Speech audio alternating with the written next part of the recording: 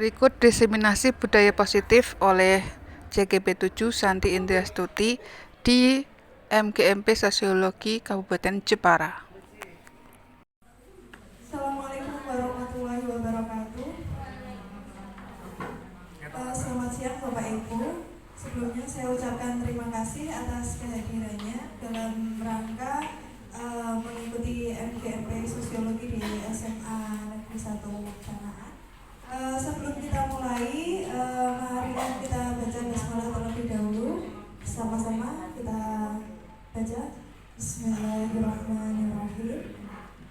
Untuk acara selanjutnya akan kita mulai dengan pembahasan mengenai seminar diseminasi budaya positif oleh Bu Santi Indriastuti. Kepada beliau kami persilakan. Terima kasih Mbak Dina atas waktunya. Selamat siang, Assalamualaikum warahmatullahi wabarakatuh, Bapak Ibu semuanya.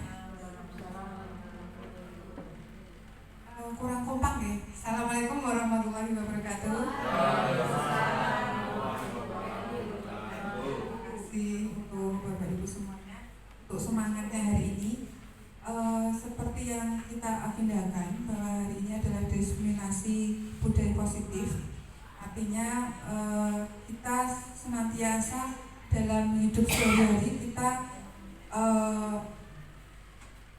menerapkan budaya positif ya, baik itu di sekolah maupun di dalam kehidupan sehari-hari, terutama kepada anak didik kita.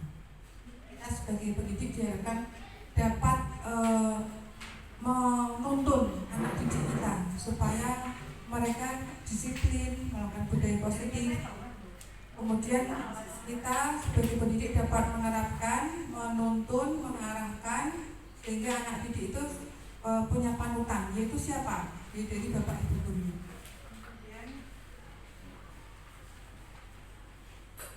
Apa saja yang akan kita pelajari untuk budaya positif? Yaitu yang pertama disiplin positif dan nilai-nilai kebajikan universal. Yang kemudian adalah teori motivasi, hukuman, penghargaan dan restitusi serta keyakinan kelas.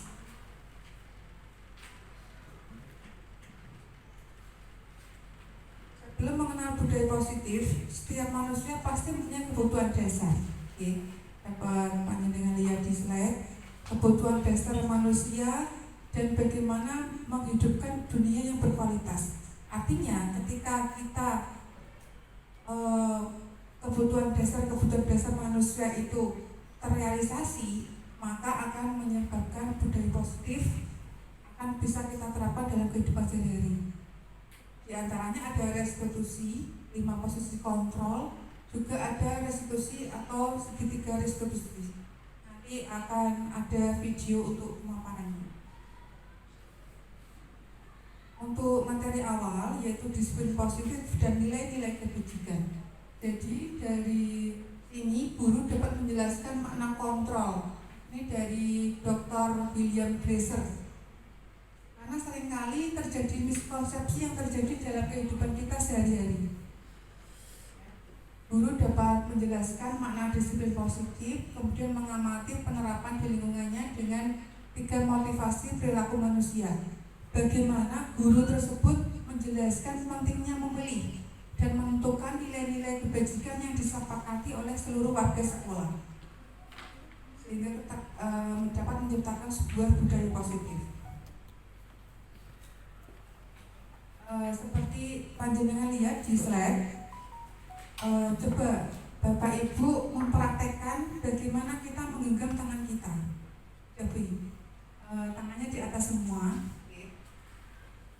Panjenengan menggenggam tangan masing-masing. Kemudian ini anggap saja ini adalah sesuatu yang berharga yang harus kita genggam, yang harus kita miliki dan tidak akan kita lepaskan. Bisa apa tidak? Nah, saya minta Pak Didi coba panjenengan merayu atau bagaimana supaya saya mau membuka tangan saya.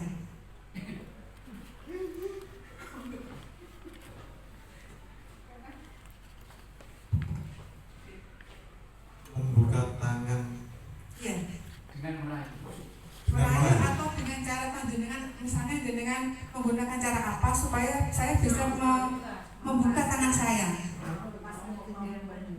melepaskan genggaman. Coba Bu, dengan buka tangan jenengan.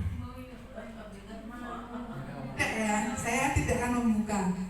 Bisakah ada yang bunga awana mungkin? Ya betul, bisa. Terima kasih.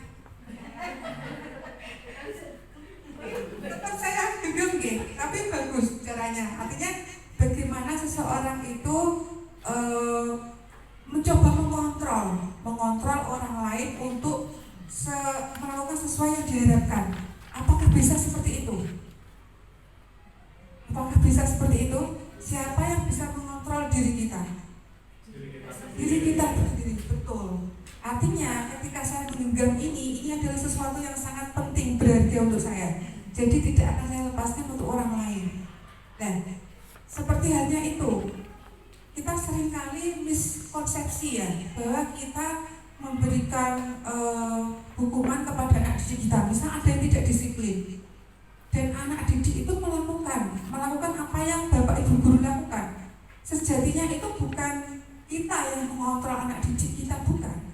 Tetapi anak didik kita itu mengizinkan dia untuk dikontrol oleh Bapak Ibu gurunya.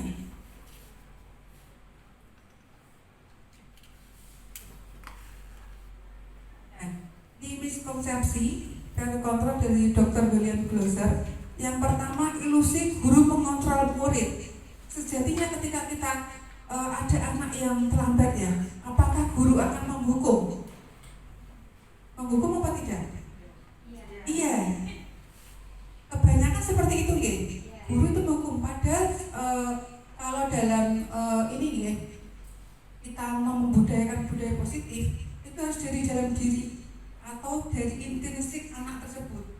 Kalau misalnya karena hukuman, anak itu tidak akan istilahnya sadar diri, dia takut karena mau dihukum seperti itu. Jadi itu sebenarnya adalah ilusi guru mengontrol murid.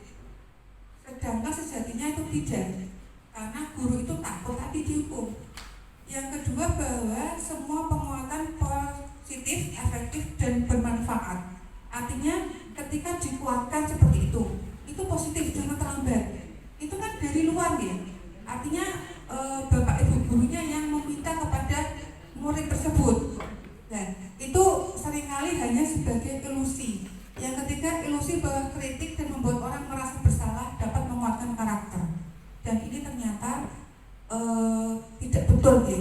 Contohnya begini, tadi ada anak yang terlambat, kemudian kamu seperti itu kan tidak sesuai aturan di sekolah. Artinya guru itu memberi atau memberikan rasa bersalah kepada siswa tersebut. Itu yang ilusi yang ketiga. Yang keempat, bahwa ilusi bahwa orang dewasa memiliki hak untuk memaksa. Seringkali kita sebagai guru merasa lebih punya power ya, lebih dewasa. Terkadang kepada anak didik kita tanpa kita itu sengaja, itu kita merasa lebih dari dia gitu.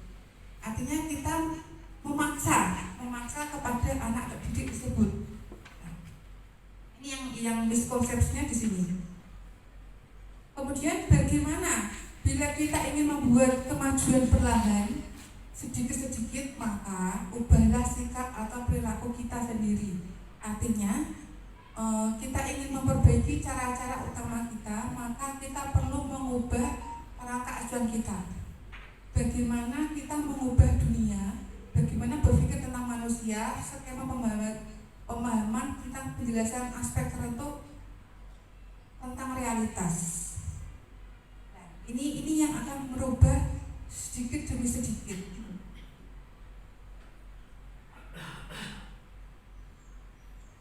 Kemudian ada stimulus respon dan teori kontrol. Yang stimulus respon, adanya realitas kebutuhan kita yang sama. Sedangkan kalau dari teori kontrol, realitas kebutuhan itu kita berbeda. Panjenengan lebih setuju kalau kita kebutuhan kita itu punya sama atau berbeda? Berbeda ya, karena tergantung dengan kebutuhan masing-masing orang tersebut. stimulus respon berikutnya semua orang melihat hal yang sama. Sedangkan kalau dari teori kontrol, setiap orang memiliki gambaran yang berbeda. Dan kita mencoba mengubah orang agar berpandangan sama dengan kita. Kalau dari teori kontrol, kita berusaha memahami pandangan orang lain tentang dunia. Kemudian mengenai perilaku buruk sebagai suatu kesalahan, kalau teori kontrol, perilaku memiliki tujuan. Artinya ketika ada anak yang tadi terlambat, kita tidak melihat itu sebagai suatu hal untuk mengontrol, tapi kita memiliki tujuan untuk itu. Itu yang ingin dijelaskan oleh teori kontrol. Tujuan kita apa? UI. Ketika ada siswa UI yang terlambat, tujuan UI ketika memberi sanksi atau memberi hukuman atau bagaimana UI? Kalau ada anak yang terlambat, tidak mengulangi lagi. Artinya kan punya tujuan ya UI ya. Tujuannya supaya anak tersebut tidak mengulangi lagi. Dan kalau dari stimulus respon, orang lain bisa mengontrol saya. Tapi kalau dari teori kontrol, hanya kita yang bisa mengontrol diri kita sendiri. Contoh nih, cuaca sedang hujan seperti ini, biasanya jalanan kan sangat padat nih, sangat ramai.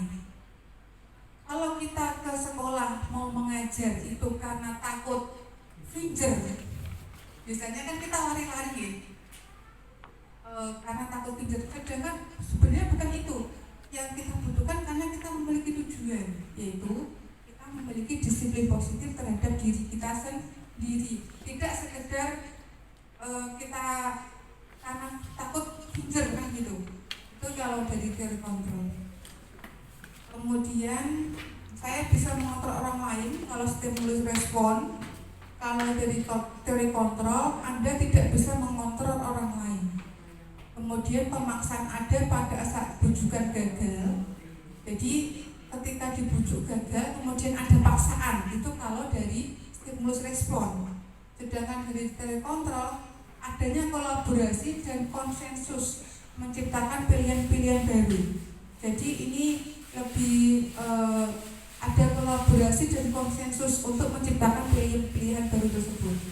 Kemudian untuk stimulus respon, model berpikirnya menang atau kalah. Kalau yang teori kontrol itu dia menang-menang. Nah sekarang, sebenarnya tujuan disiplin positif itu apa sih? Apa sih tujuannya, Pak Muji? Apa nih Pak? Tujuannya apa? Tidak mengulangi kembali. Pak Abror, mungkin ada pemikiran lain. Sebenarnya tujuan disiplin positif itu apa sih Pak?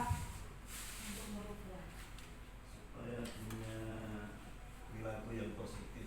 Punya perilaku yang positif, punya kebiasaan yang positif. Ya, artinya tujuan. Betul, Pak U. Artinya kita menanamkan motivasi untuk menjadi orang yang mereka inginkan dan menghargai diri sendiri dengan nilai-nilai yang kita percaya akan berperilaku baik, kemudian berlandaskan dengan nilai-nilai kebajikan untuk mencapai tujuan. Ini untuk perlu Bapak Ibu ketahui bersama bahwa mana kata disiplin ini dari Bapak Pendidikan kita, Kiai Jadriwantara menyatakan bahwa di mana ada kemerdekaan, disitulah harus ada disiplin yang kuat. Sungguh pun disiplin itu bersifat self-disiplin, yaitu kita sendiri yang mewajibkan kita sendiri untuk dengan sekeras-kerasnya. Artinya dalam suasana yang merdeka, kita punyai kemerdekaan untuk mengontrol diri kita dengan disiplin.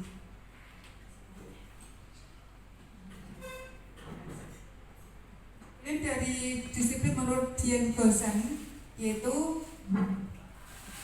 artinya belajar. Ya, kalau orang biasanya kan teman-teman lagi supaya tidak terulang lagi. supaya bisa melakukan sesuai peraturan yang ada, ya kan?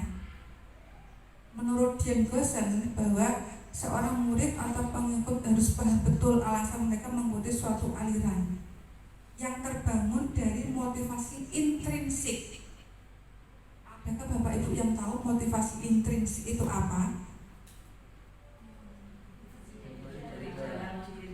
Betul, motivasi dari dalam diri kita sendiri.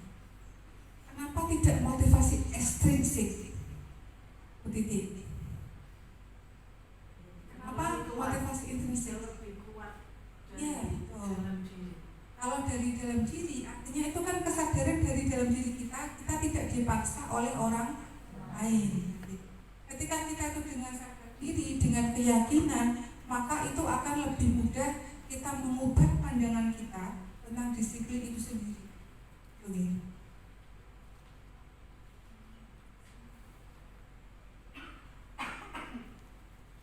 Kemudian kita berbicara mengenai nilai kebajikan universal. Apa sih nilai-nilai kebajikan itu? Astrois, nilai kebajikan itu apa sih, Mas?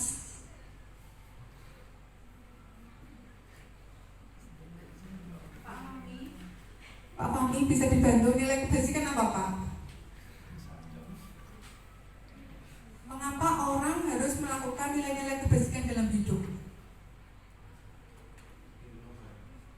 Karena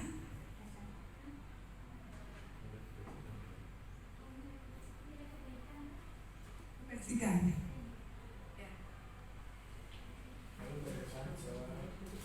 Desa.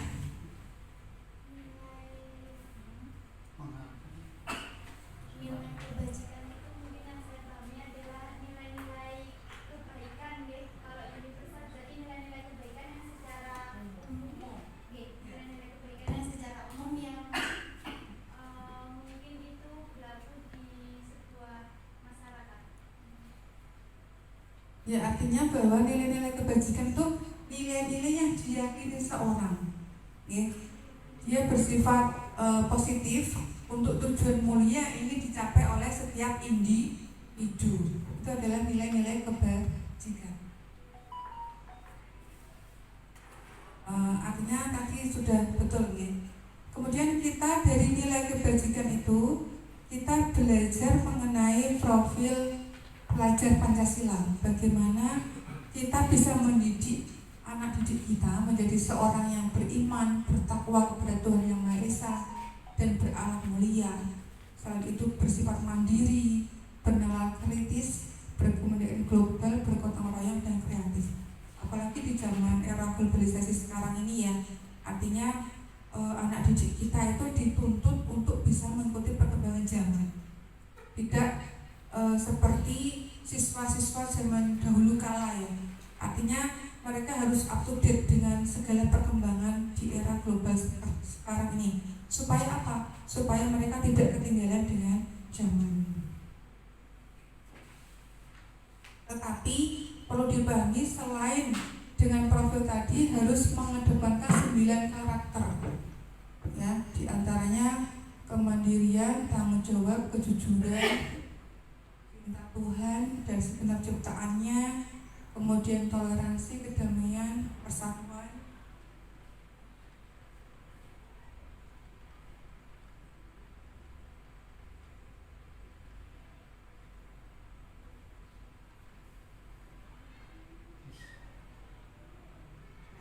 Ini yang perlu kita diskusikan dan sepakati pada pertemuan siang hari ini, bahwa apa saja sih nilai-nilai kebajikan di sekolah kita yang selama ini, apakah perlu ditambah, dirubah.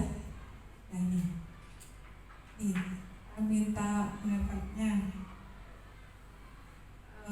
Bu Eka.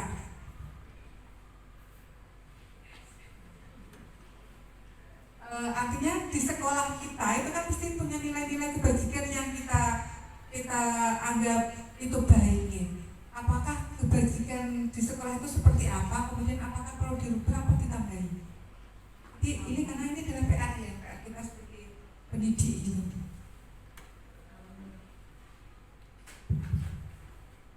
Kalau menurut saya nilai kebajikan contohnya di sekolah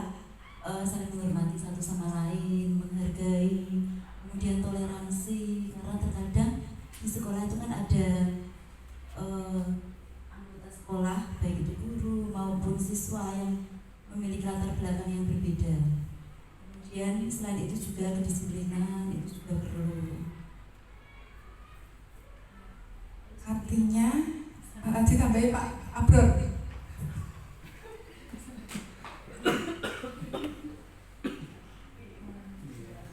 Menghormati, menghargai, kemudian karena kita pendidikan berdiferensiasi ya, apalagi di Indonesia ini dengan berbagai macam karakter dan suku bangsa. Mungkin di sekolah bisa apa ini, budaya kolaborasi sama teman sejawat, teman sepekerjaan itu bisa dikembangkan. Misalnya dalam hal apa Pak? Bisa dalam hal saling membantu dalam pekerjaan meskipun punya bagian yang berbeda-beda. Bisa nggak? Pak Hub ini saya tambahkan Pak Huboyo. Silakan Pak Huboyo. Apa itu? Nilai-nilai kebajikan yang perlu ditambahi atau kalau ada yang dirubah di sekolah kita. Kalau saya ada yang perlu dirubah tentang konsep pemahaman tentang kebajikan itu sendiri, karena banyak guru ya yang menilai anak-anak sekarang ini, artinya dari sisi perilaku itu dinilai cenderung negatif. Satu contoh saja gini Bu, ketika anak berbicara dengan gurunya, untuk sekarang ini kan banyak yang sudah tidak lagi menggunakan bahasa Jawa, yang oleh orang Jawa sendiri itu dinilai sebagai unggah-ungguh, sesuatu yang bagus, yang baik, gitu, yang positif. Nah, kadang anak sekarang ini kalau bicara dengan gurunya atau mungkin dengan orang tuanya itu sering jangkar. Kalau orang dulu mengatakan jangkar, orang di potong. Nah, ada satu pertanyaan bagi diri saya, apakah anak yang berbicara dengan guru itu jangkar atau enggak pakai bahasa, enggak pakai apa ini nilai-nilai arah susila seperti itu, dikatakan itu negatif. Sebab bisa jadi demikian, anak yang berbicara dengan gurunya atau orang tuanya tidak menggunakan bahasa Jawa yang baik dan benar, itu bisa jadi dia tidak negatif. Ya, bisa jadi dia tidak negatif. Bisa jadi dia tidak menghargai kita, bukan tidak menghargai. Bisa jadi dia menghargai kita, dia menghormati kita. Hanya saja mungkin dia tidak tahu bahwa bicara dengan bapaknya, dengan gurunya macam itu adalah sesuatu yang negatif. Contoh yang negatif. Contoh kita panggil anak, kemudian ngomong dengan kita. Kan sering anak-anak sekarang nggak bisa menggunakan bahasa Jawa yang baik dan benar. Apakah itu kemudian tidak menghargai kita? Nah ini ya konsep ini yang perlu dirubah. Bisa jadi dia itu hormat dengan kita, hanya karena dia nggak tahu, maka kemudian kita vonis dia ini sebagai tindakan yang melanggar tata susila. Padahal mungkin kita sendiri atau di rumah dan masyarakat tidak memberikan pelajaran itu, sehingga dia tidak tahu kalau perbuatan itu sebenarnya melanggar nilai dan norma. Tapi bukan berarti dia tidak menghargai kita, bisa jadi lebih hormat dengan kita, dan dia lebih berani berbicara dengan gurunya, dengan orang tuanya daripada anak-anak dulu. Kalau anak dulu itu sedikit dawuh nggak mau berani dengan guru dia dikeluk, apalagi kok kalau bantah. Tapi anak sekarang berani mengungkapkan pendapat, berbicara dengan gurunya, walaupun bicaranya kadang menurut kita itu melanggar nilai-nilai yang ada. Maka pemahaman tentang itu ya perlu ada perubahan. Ya, demikian dari saya. Ya, luar biasa nih pandangan dari Bapak Ibu guru semuanya, memang keren ya. Artinya seperti yang tadi disampaikan oleh Pak Hub, bahwa anak sekarang itu sudah bergeser nih Pak. Artinya bergeser dalam pola berbicara, dalam pola pikir. Tetapi terkadang guru yang tidak bisa mengikuti perkembangan zaman, itu menganggap itu anak yang tidak sopan, ngoten nggih. Betul tidak Bu Titi? Rasanya Pak, anak guru tidak mengikuti perkembangan zaman. Apakah justru anak itu yang sekarang gimana ya? Sudah tidak mengikuti unggah-ungguh gitu loh itu. Memang sebagai orang Jawa itu kita punya nilai-nilai tertentu yang berbeda dengan yang lain. Jadi memang harus dilestarikan. Saya rasa enggak kita terus gimana ya, ditinggalkan itu loh budaya Jawanya. Ibu Titi, mungkin ditambahin dulu sama Pak Didi, monggo. Baik, terima kasih atas waktunya. Kalau kita berdiskusi mengenai nilai-nilai kebajikan di sekolah kita selama ini, tentunya ada perlu kesepakatan bersama antar warga sekolah. Misal kita di lingkup kelas saja waktu kita mengajar, banyak nilai-nilai kebajikan yang bisa kita kembangkan. Di antaranya adalah saling menghormati. Nah, saling menghormati ini bisa diterapkan tak kala siswa itu dengan kita memiliki sebuah kesepakatan yang awalnya misal handphone itu dianggap sebagai, ada beberapa guru yang menganggap bahwa handphone waktu pelajaran itu mengganggu. Nah, ini agak berbeda apabila pola pikir kita, nilai-nilai kita terapkan nilai saling menghormati. Di antaranya kita ada kesepakatan bersama antar warga kelas, di mana apabila waktu pelajaran kita handphone ditaruh di atas meja, tidak membuka media sosial dan sebagainya. Ibu atau bapak guru juga akan melakukan hal yang sama. Nah, terrumuslah nilai-nilai kebajikan atau kesepakatan bersama yang disepakati oleh warga-warga kelas. Kalau tadi kita dari suku Jawa dan sebagainya, kita harus menghormati juga. Kita tanya terlebih dahulu kepada peserta didik, bagaimana waktu kecil diajari bahasa Jawa enggak? Pergeseran-pergeseran nilai memang harus kita sikapi bersama dengan kesepakatan di antara warga kelas.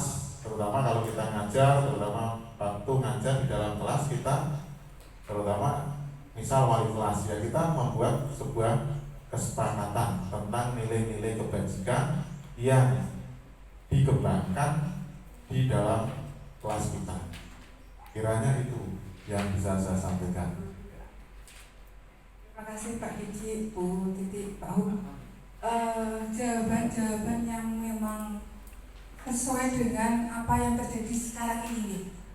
Artinya dalam kehidupan di sekolah kita itu kan ada suatu wacana bahwa ketika anak-anak didik kita yang tadi sampaikan Pak Hum tidak menggunakan bahasa Jawa kromong Pak Hum.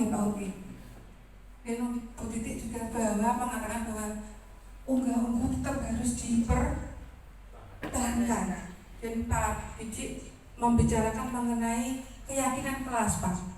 Artinya keyakinan kelas itu nanti bisa kita sepakati dari dalam hati. Yakin bahwa itu yang disepakati di dalam kelas. Keyakinan kelas itu akan lebih dapat dijalankan secara intrinsik, tidak sekedar aturan atau kesepakatan kelas lagi, tapi lebih tinggi yaitu keyakinan kelas. Dan tadi semuanya itu betul semua. Artinya bahwa ketika siswa itu menggunakan bahasa-bahasa gaul yang sekarang ini, tetapi tetap mengedepankan unggah-ungguh maupun rasa saling menghargai dan menghormati, baik itu antara guru kepada siswa kepada guru, Artinya kita tidak, kita orang tua kemudian kita selalu benar, juga tidak nih. Tetapi kita sebagai pendidik mempunyai kewajiban untuk mengarahkan anak didik kita supaya tidak salah kaprah. Misalnya dengan perkembangan zaman kemudian melupakan unggah-ungguh, tidak. Tapi kita juga mengikuti bahasa mereka. Artinya kita, maksudnya seperti ini. Dia bukannya tidak sopan, tapi bahasanya itu mengungkapkannya itu dengan bahasanya anak sekarang ini. Itu ya. Kalau misalnya tadi kembali kita bisa saling menghargai dan menghormati, maka nilai-nilai kebajikan itu akan dapat kita terapkan di sekolah. Selanjutnya, mengenai materi yang kedua yaitu teori motivasi, hukuman, dan penghargaan restitusi. Dari James Gosen yang tadi sudah kita bahas bahwa yang pertama, 3 motivasi perilaku manusia itu yang pertama adalah untuk menghindari ketidaknyamanan atau hukuman. Artinya, daripada saya dihukum, daripada saya merasa tidak nyaman, dibicarakan oleh teman-teman guru yang lain, saya tidak akan melakukan itu. Nah, ini artinya orang melakukan motivasi perilaku itu karena takut hukuman. Yang kedua, untuk mendapatkan imbalan atau penghargaan dari orang lain supaya mendapat pujian. Contoh anak didik kita yang supaya tidak terlambat, saya berangkat lebih pagi ya supaya dapat pujian. Itu motivasi perilaku yang kedua. Yang ketiga, untuk menjadi orang yang mereka inginkan, mereka menghargai diri sendiri dengan nilai-nilai yang mereka percaya. Nah, Bapak Ibu, dari 3 nilai ini mana yang paling ideal menurut Bapak Ibu semuanya? Apakah yang pertama karena hukuman, yang apakah karena penghargaan atau imbalan, atau yang ketiga itu percaya, meyakini dengan nilai-nilai yang kita percaya? Nomor 3 gitu. Karena ketika nomor 3 maka kita akan melakukan itu dengan kesadaran diri gitu.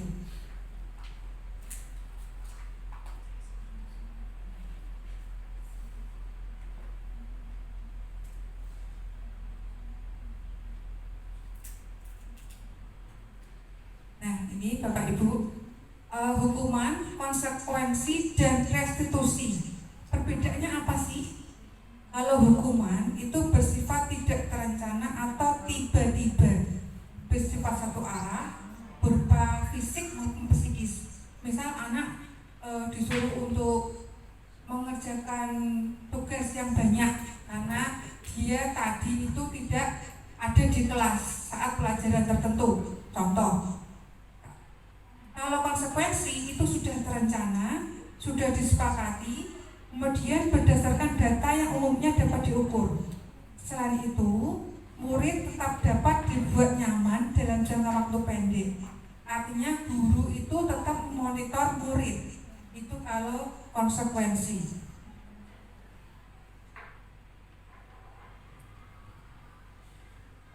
Kemudian untuk restitusi, menciptakan kondisi bagi murid untuk memperbaiki kesehatan mereka sehingga mereka bisa kembali pada kelompok mereka. Artinya ada proses kolaboratif untuk mengajarkan murid-murid tersebut dalam mencari solusi penyelesaian masalah mereka. Itu kalau restitusi. Artinya dari hukuman, konsekuensi, atau restitusi, yang paling ideal yang mana Bapak Ibu? Restitusi ya.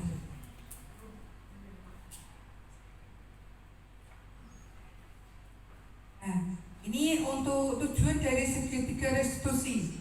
Yang pertama, guru mengetahui restitusi sebagai salah satu cara menanamkan disiplin positif pada murid sebagai bagian ciri budaya positif di sekolah.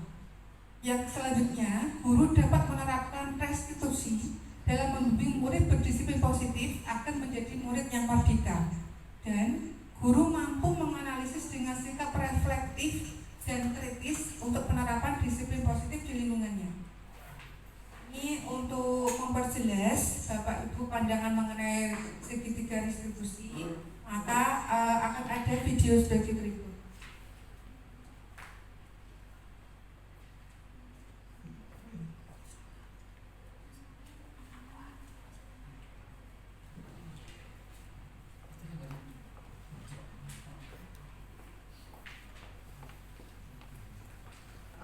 Jadi dari segitiga restitusi ini ada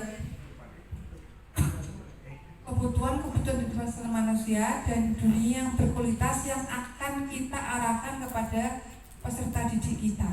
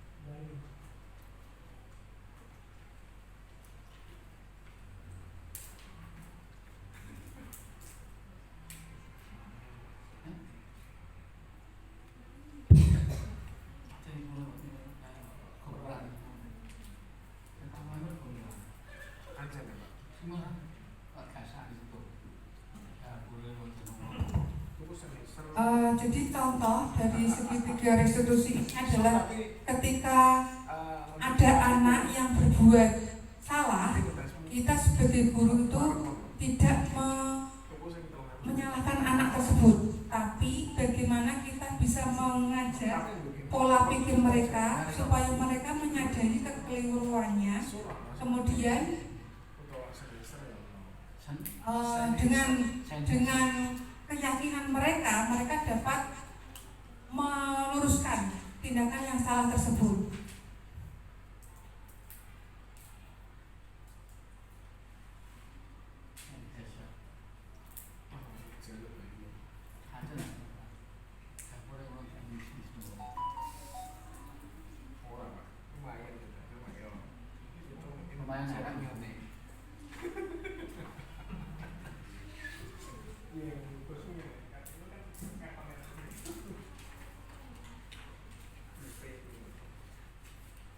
Contoh kemarin saya ada anak yang tidak mengerjakan tugas saat pelajaran sosiologi, kemudian saya memanggilnya ke ruang guru.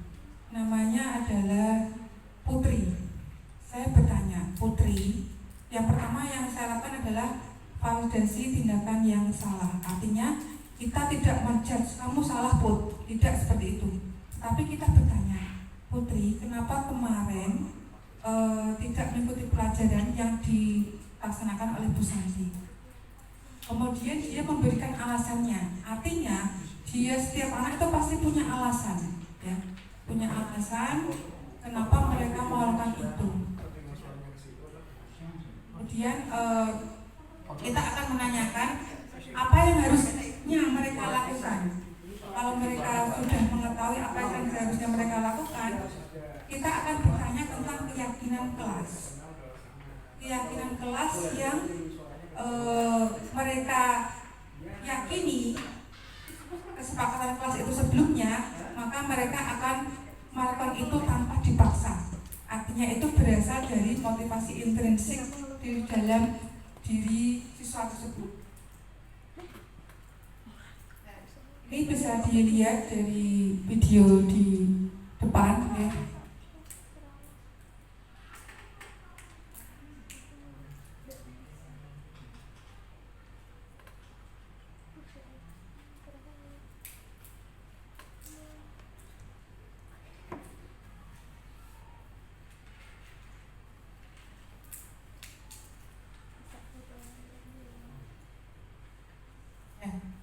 Ini ya, artinya kita sebagai pertama menstabilkan identitas. Guru mampu meyakinkan murid dengan mengatakan kalimat seperti tidak ada manusia yang sempurna. Bu Santi juga pernah melakukan kesalahan. Artinya kita tidak menjudge murid, ya. Kita berusaha merangkul siswa tersebut. kamu jangan merasa seperti melakukan suatu kesalahan yang besar, tidak seperti itu ya. Tapi kita menstabilkan identitas dengan tidak ada manusia yang sempurna. Semua orang pasti pernah melakukan kekeliruan. Yang kedua, memvalidasi tindakan yang salah. Yang diperlukan di sini adalah guru memahami alasan murid melakukan hal tersebut. Karena tidak mungkin ketika murid melakukan kekeliruan, dia melakukan dengan sengaja, ya, tapi pasti ada alasan di balik itu. Yang ketiga, kita menanyakan keyakinan dengan motivasi internal. Kemudian kita menanyakan ke murid tentang keyakinan kehidupan yang mereka inginkan. Menurut kamu, kalau seperti itu salah apa tidak? Terus apa yang harus kita lakukan ke depan? Dan dia akan menjawab.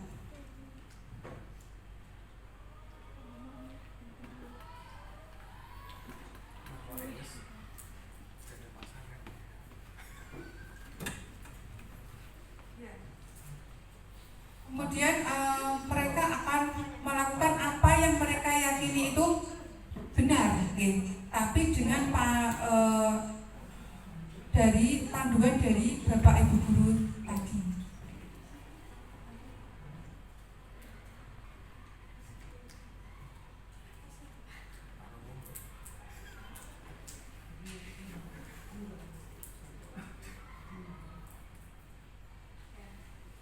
Nah, dari sini kita bisa berpikir, ayo mari kita berpikir bagaimana tentang apa yang sudah kita lakukan selama ini sebagai pendidik.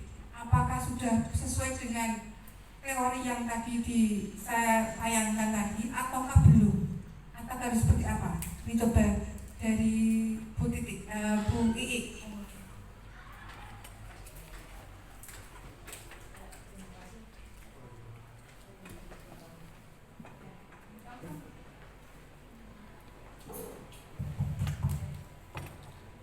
Ya, terima kasih.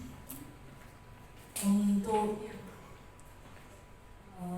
pendapat saya akan menerapkan daripada teori tadi itu masih dalam taraf berusaha.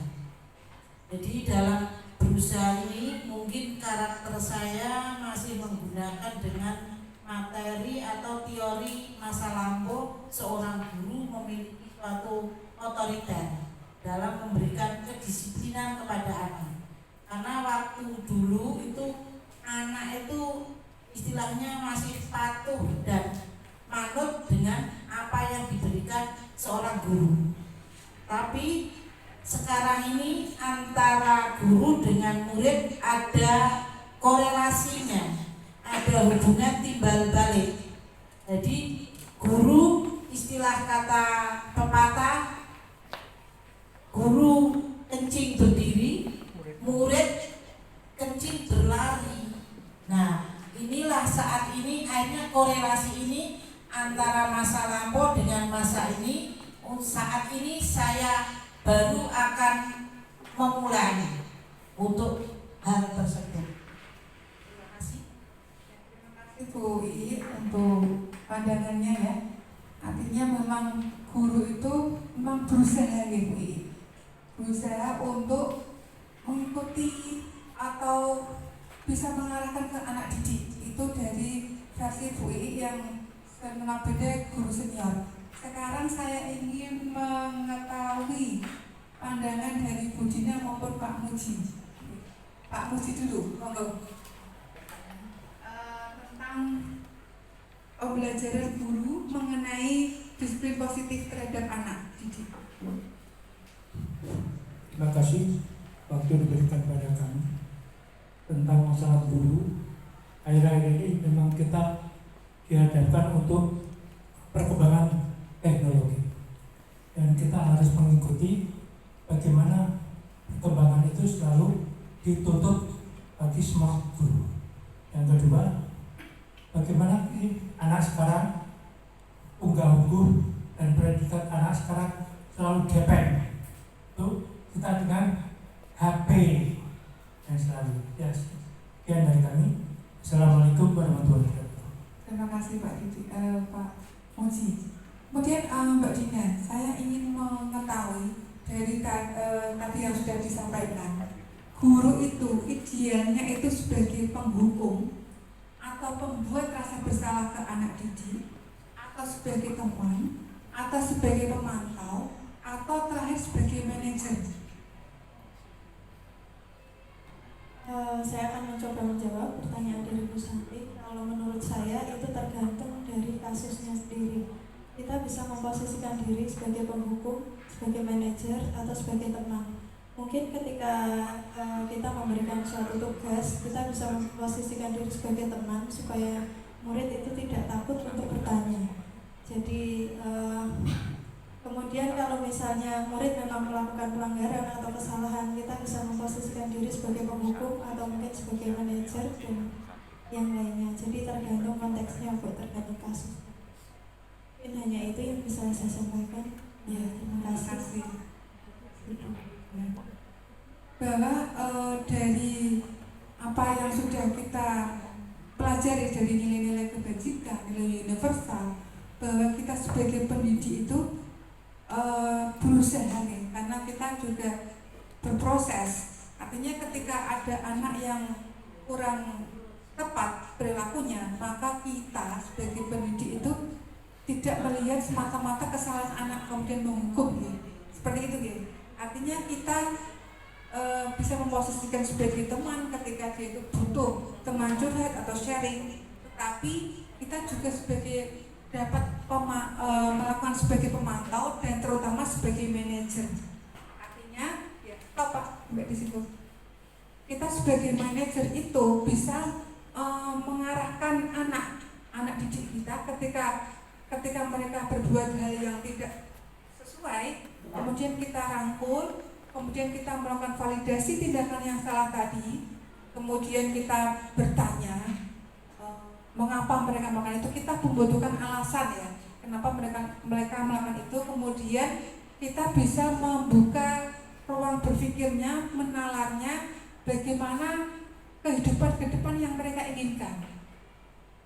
Seperti dari Dr. William Glasser dalam Choice Theory, manusia itu ada 5 kebutuhan, yaitu kebutuhan untuk bertahan hidup, kebutuhan untuk diterima, kebutuhan akan pilihan, kebutuhan pengakuan atas kemampuan, serta kebutuhan untuk merasa senang. Ketika 5 kebutuhan itu dapat dimiliki oleh manusia tersebut, maka dia pun akan melakukan tindakan yang sesuai karena dia merasa kebutuhannya sudah terpenuhi. Pada akhirnya kemudian dia akan bisa mencapai kehidupan dunia yang berkualitas. Itu maksud dari materi kita hari ini. Mungkin bisa ditambahkan dari Pak Didik. Silakan Pak Didik.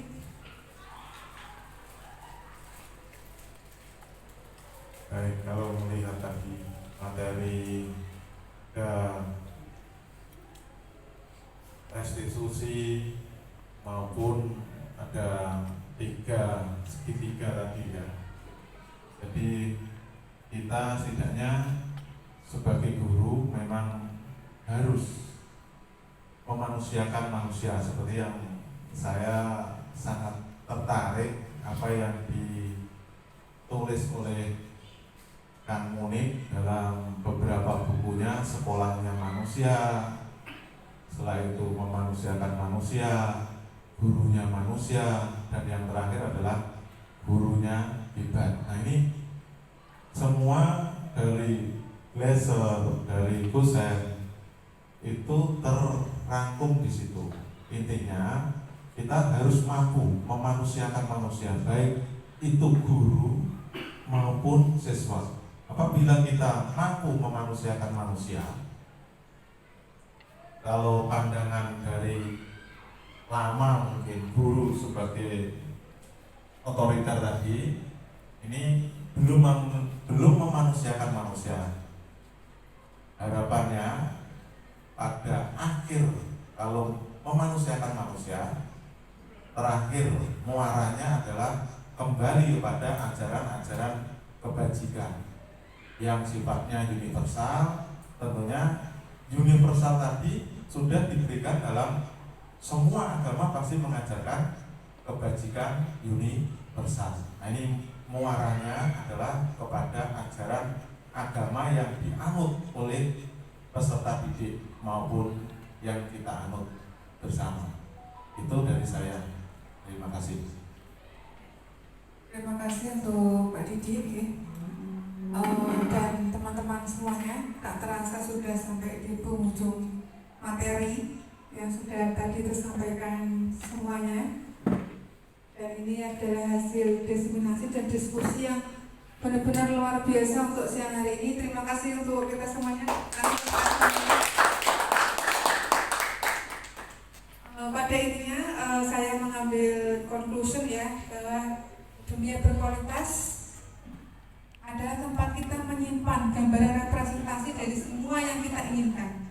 Bahwa dalam hidup ini kita harus merasa bahagia dan terpenuhi kebutuhan dasar kita. Demikian, terima kasih atas perhatian dari Bapak, Ibu Guru dan teman-teman semuanya. Juga kepada Bapak Kepala Sekolah yang sudah berkenan hadir dari awal hingga selesai acara. Semoga bermanfaat hasil diseminasi kita pada hari ini dan untuk anak didik kita. Bagaimana kita menjadi pendidik yang lebih baik lagi. Terima kasih atas perhatian semuanya. Assalamualaikum.